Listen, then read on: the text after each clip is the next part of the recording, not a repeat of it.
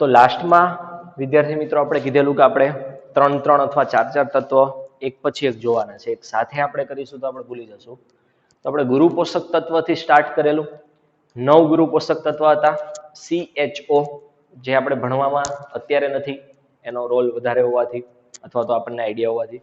બીજું NPK આપણે last લેક્ચરમાં જોયા. આજે આપણે જોવાના છે કા, માજી, સલ્ફર, કેલ્શિયમ, મેગ્નેશિયમ અને સલ્ફર.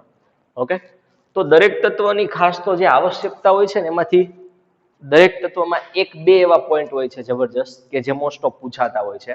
એ હું તમને સાથે સાથે કહેતો જઈશ. ઓકે, તો સૌથી પહેલા તો કેલ્શિયમની વાત કરીએ તો જમીનમાંથી વનસ્પતિ કેલ્શિયમ આયન એટલે Ca+2 આયન સ્વરૂપે એનું શોષણ કરે છે.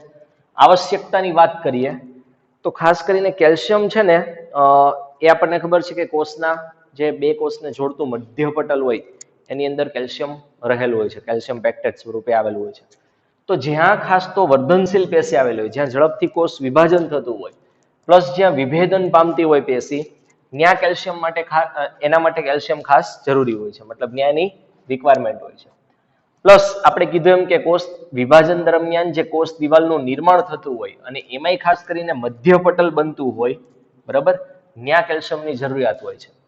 પ્લસ આપણને ખબર છે, આપણે કોષ વિભાજન ચેપ્ટર ભણી ગયા, એમાં આપણને ખબર છે કે કોષ વિભાજન જ્યારે થાય ત્યારે તારા કેન્દ્રમાંથી પ્રોટીનના દ્વિધ્રુવીય ત્રાક બનતા હોય, જે રંગસૂત્રને વહેંચણી માટે, ખેંચવા માટે જવાબદાર હોય છે. તો આ દ્વિધ્રુવીય ત્રાકના નિર્માણમાં પણ કેલ્શિયમ અગત્યનો ભાગ ભજવે છે. તો બીજું એનું અગત્યનું કામ થઈ ગયું કે સમસૂત્રી ત્રાક જે બને છે તાતણા પ્રોટીનના, એ ત્રાકના નિર્માણ માટે પણ આ કેલ્શિયમ જરૂરી છે. ઓકે, તો કેલ્શિયમમાં મેઇન વસ્તુ હોય તો આ છે કે સમભાજન દરમિયાન ત્રાકતંતુના નિર્માણ માટે પ્લસ મધ્યપટલ માટે કેલ્શિયમ જરૂરી છે.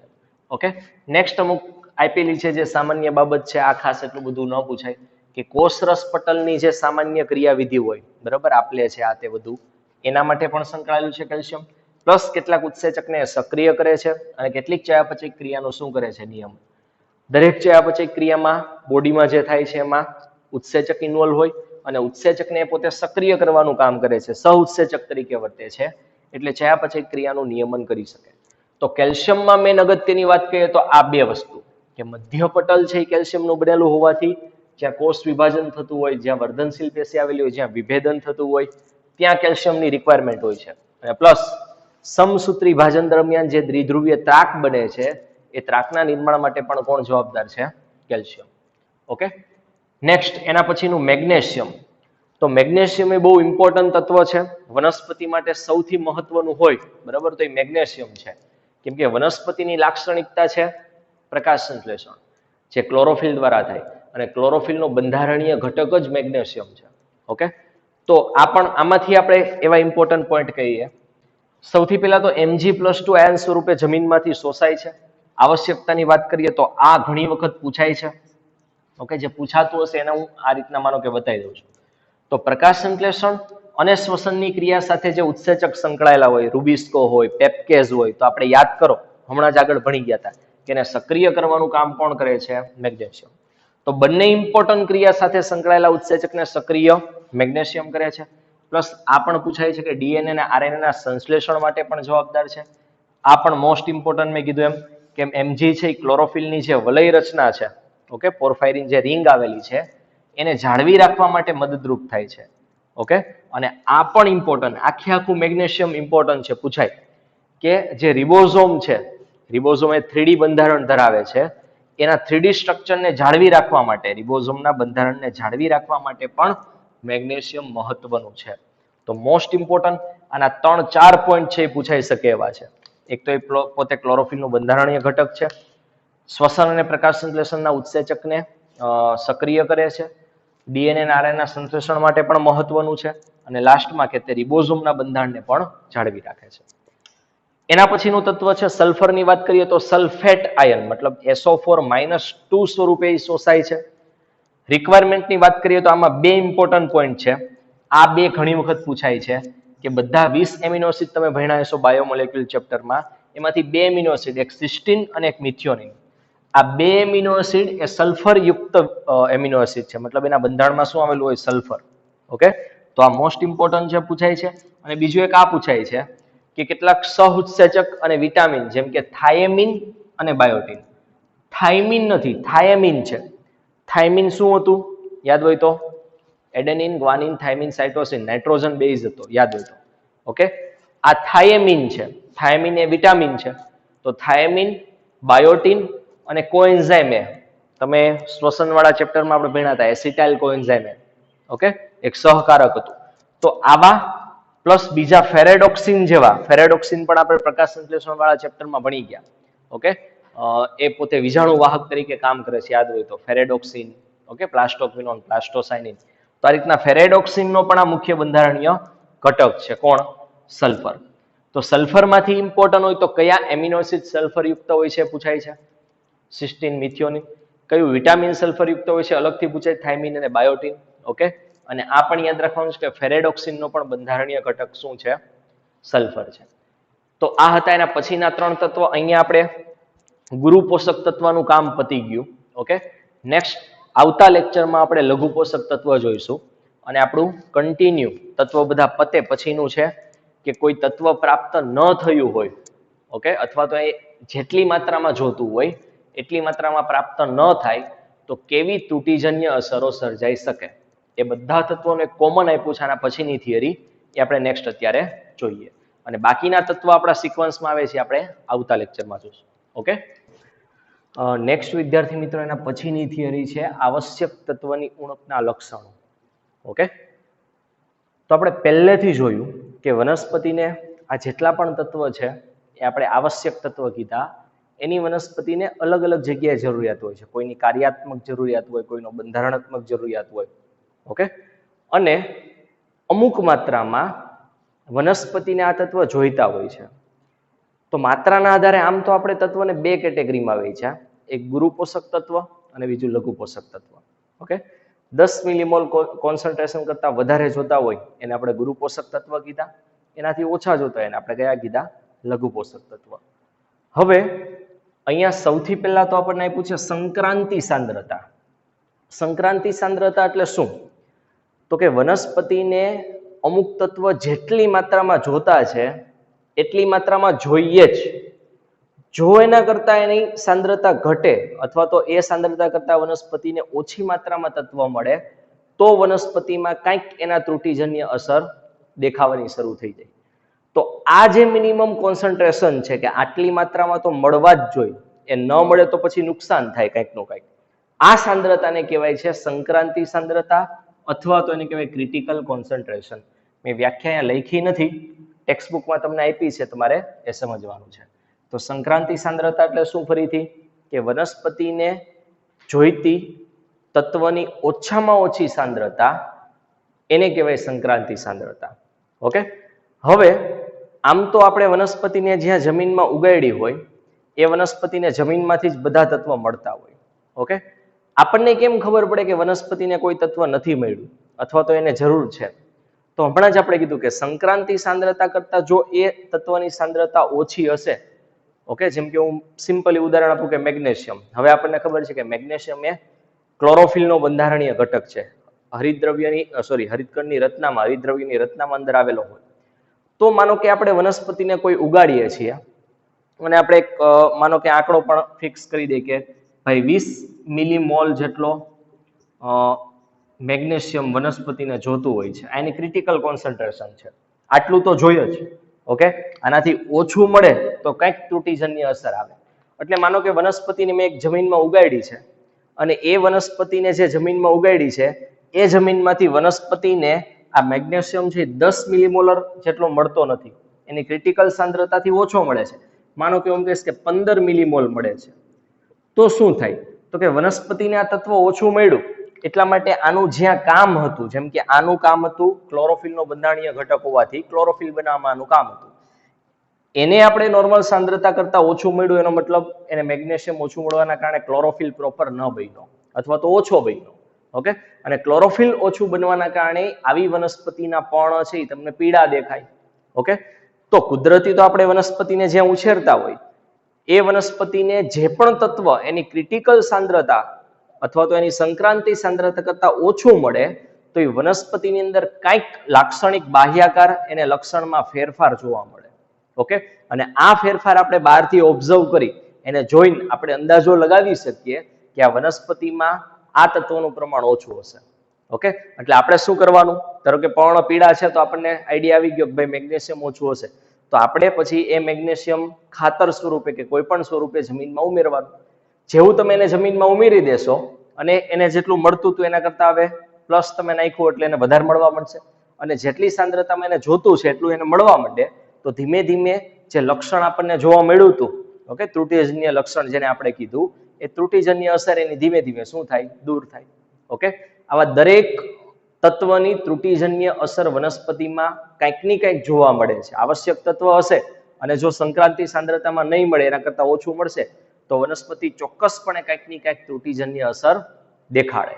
ઓકે, અને એનો અભ્યાસ કરીને આપણે અંદાજો લગાવવાનો કે આ તત્વ છે એને ઓછું છે અને એ આપણે ખાતર સ્વરૂપે એને શું કરવાનું, આપવાનું. ક્લિયર? હવે એના પછીનો મોસ્ટ ઇમ્પોર્ટન્ટ આ ભાગ છે અને ઘણી વખત એક્ઝામમાં પૂછાય છે કે વહનશીલતાના આધારે આપણે તત્વને બે ભાગમાં, બે કેટેગરીમાં વેચી શકીએ, એક વહનશીલ અને એક અવહનશીલ. ઓકે, એક મોબાઈલ અને એક ઇમોબાઈલ અથવા તો ઇમોબિલાઇઝ.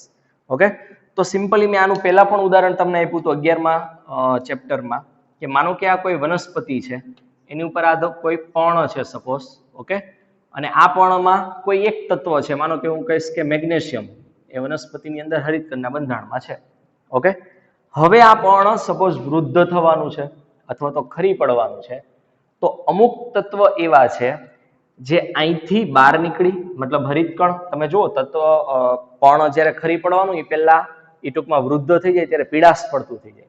એનું કારણ શું હોય, તો કે આ પર્ણના કોષના હરિતકણમાં જે મેગ્નેશિયમ સંચિત હતો, એ મેગ્નેશિયમ અથવા તો એ હરિતકણનું જ હવે વિઘટન થાય.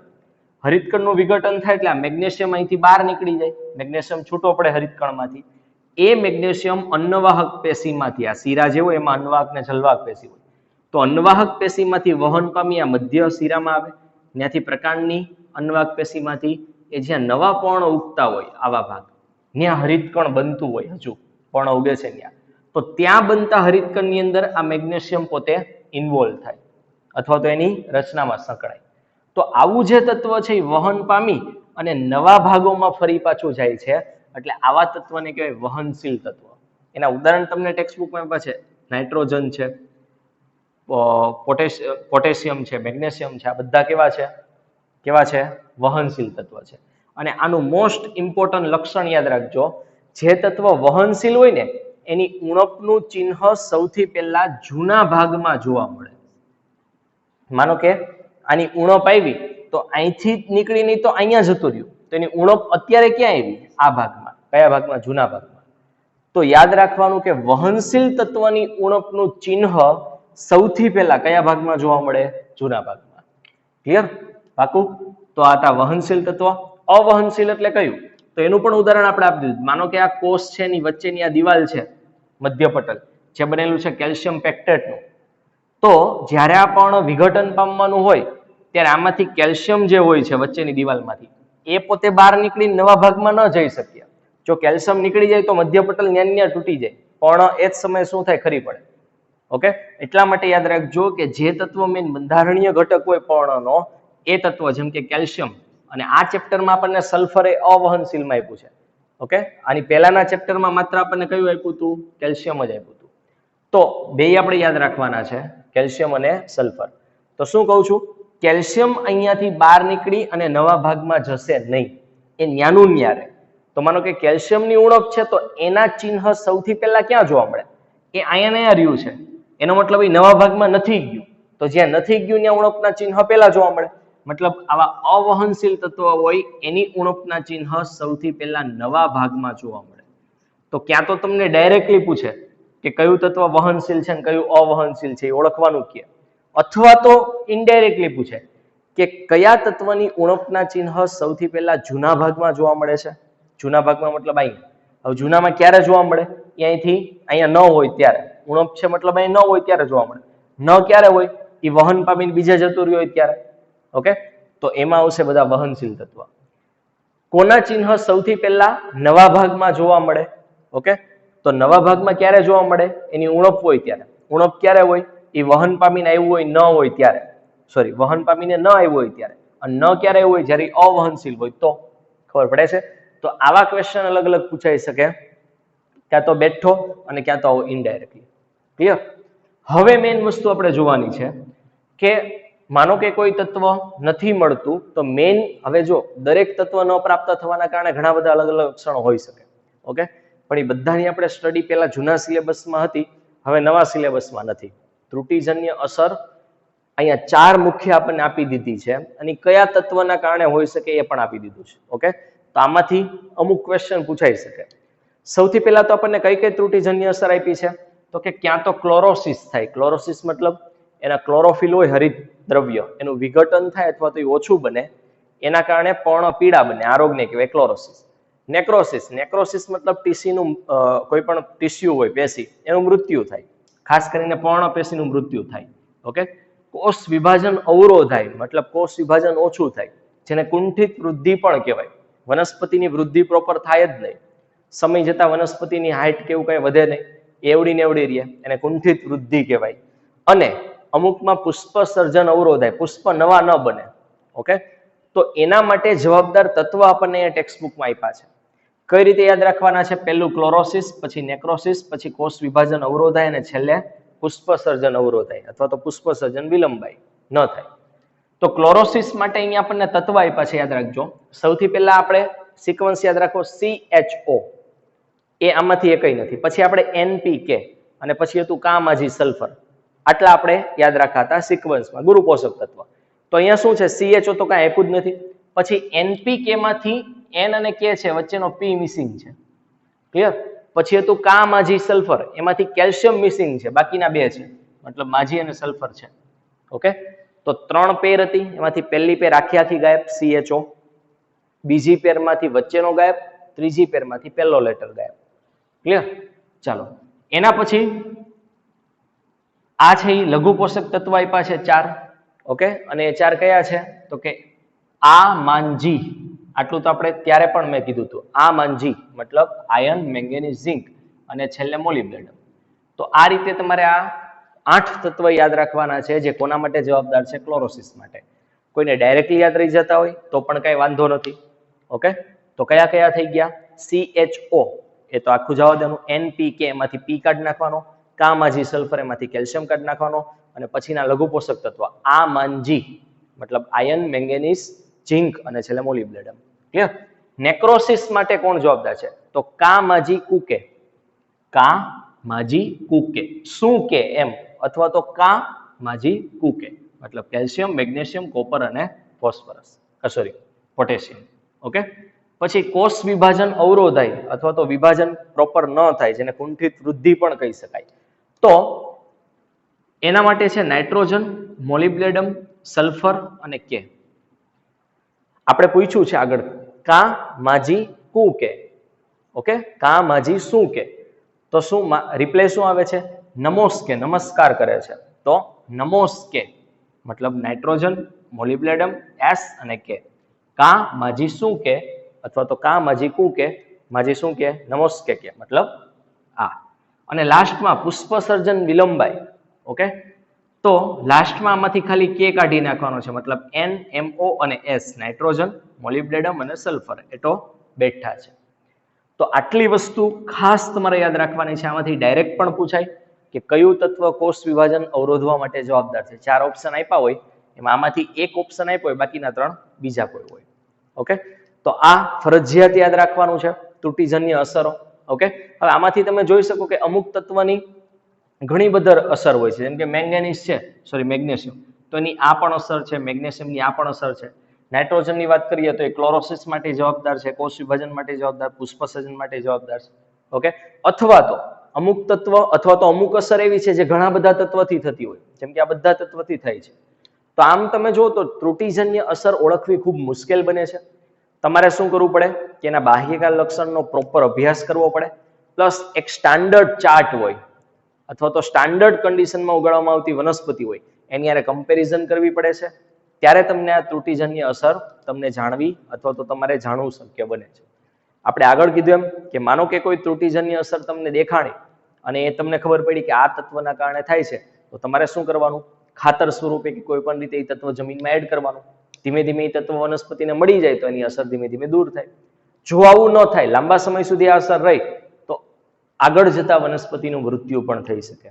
ઓકે, અને આ નોલેજનો ઉપયોગ ખાસ કરીને જે બાગાયતી વિદ્યામાં જે લોકો કામ કરતા હોય, ખેતીવાડીમાં છે, ઓકે, ખેડૂતો છે અમુક, એના માટે આ નોલેજ ખૂબ મહત્વનું સાબિત થાય છે.